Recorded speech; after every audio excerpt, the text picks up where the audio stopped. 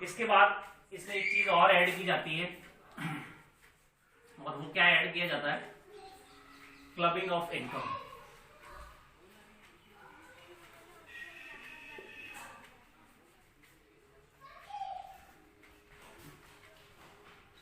Clubbing of income ये क्या होता है? एक व्यक्ति है, उसकी इनकम बहुत है, उसने अपनी टैक्स को कम करने के लिए कुछ इनकम को अपने बच्चे के नाम शो कर दिया और कुछ इनकम अपनी वाइफ के नाम शो कर दिया, और उसने बताया कि साहब मेरी इनकम ये है, मेरे बच्चे की इनकम ये है, तो उसने उसको डिस्ट्रीब्यूट कर दिया इनकम को। तो टैक्स डिपार्टमेंट बोलता है कि नहीं, लॉ बोलता है कि ये नहीं, इनकम आप ही की है। इस कर वंचना से बचने के लिए उन्होंने इसको क्या बोला कि ये आप ही की इनकम मानी जाएगी और उसको क्लब करना ही पड़ेगा आपकी इनकम के अंदर। तो क्लबिंग ऑफ इनकम ये इसके अंदर ऐड होता है। इसके बाद कुछ माइनस भी होता है। अगर मान लो किसी व्यक्ति की इनकम, इनमें से पांचों के तरीके, पांच जो हेड्स हैं, इन पांचों से इनकम होती है, या पांच तरह के बिजनेस पांचों से ही काम चलाता है, वो करता है। तो मान लें कि उसको हाउस प्रॉपर्टी में लॉस हो गया या उसे बिजनेस में लॉस हो गया, तो इस लॉस की भरपाई वो कर सकता है। वो हम आगे पढ़ेंगे कि वो किस तरह से होती है, कि हाउस प्रॉपर्टी को हाउस प्रॉपर्टी से ही कर सकते हैं, या फिर बिजनेस की लॉस है तो बिजनेस से ही उसकी पूर्ति की जा सकती है, कैपिटल गेन की पूर्ति कैपिटल गेन से ही की जा सकती है, हानि की पूर्ति अदर सोर्सेज की पूर्ति, और उसके बहुत सारे नियम हैं, वो हम आगे बात करेंगे। फिलहाल समझने के लिए है कि अगर इस टाइप का कोई भी लॉस है तो हम उसको यहाँ माइनस कर सकते हैं अकॉर्डिंग टू नियम रूल्स। तो set of carry forward losses, ये यहां पर लॉस को हम माइनस करके दिखाते हैं, और इस तरह से हम इनकम दिखाते हैं कि साहब उसकी ग्रॉस टोटल इनकम क्या है। इस तरह से जो इनकम आती है वो कहलाती है ग्रॉस टोटल इनकम।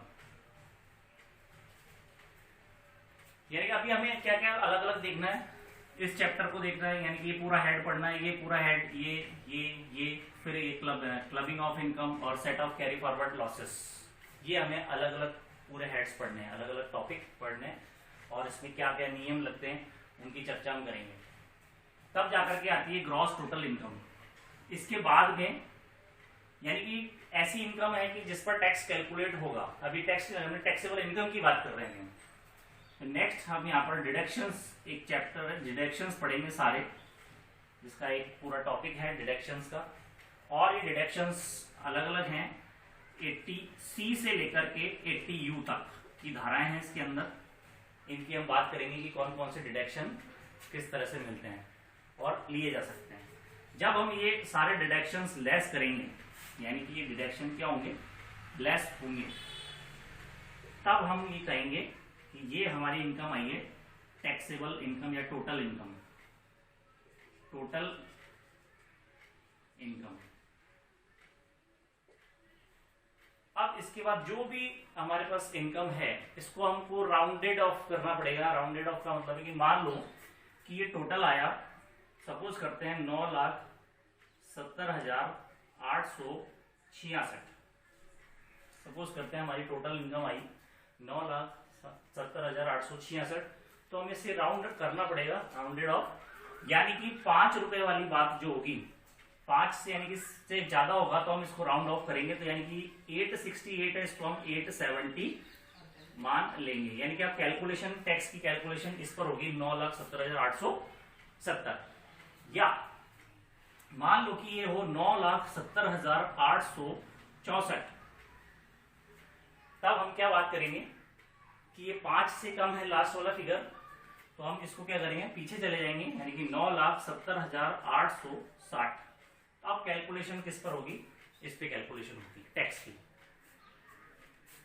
अब हम बात करते हैं कि टैक्स की कैलकुलेशन या उसके जो भी नियम है वो क्या है, एक बार यहां देखते हैं। देखिए, ग्रॉस यानी कि टोटल इनकम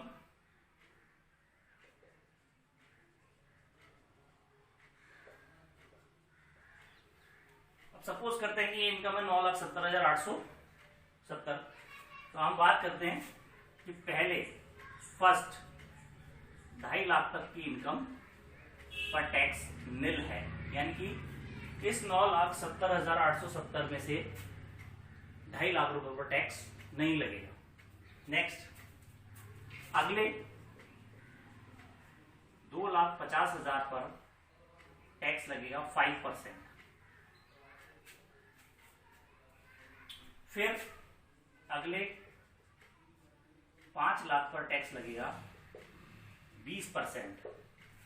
और जो भी बैलेंस बचेगा, चाहे वो बैलेंस कुछ भी हो, मान लो कि इनकम 20 लाख रुपए हो, तो हम अगर इसमें से अगर बात करते हैं तो हमने ये 10 लाख की बात तो कर ली, अब बाकी बचा हुआ 10 लाख, तो उस बैलेंस पर जो टैक्स लगेगा, बैलेंस इनकम जो है 20 माइनस 10 बराबर ये, तो उस पर जितना भी अमाउंट है उस पर 30% के हिसाब से टैक्स लगाया जाता है और फिर उसको टोटल किया जाता है।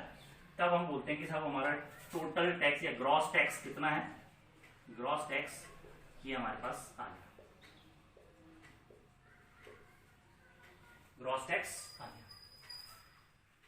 तो ये एक प्रो परफॉर्मा है। अभी इसके आगे और भी है, उसकी चर्चा हम करेंगे।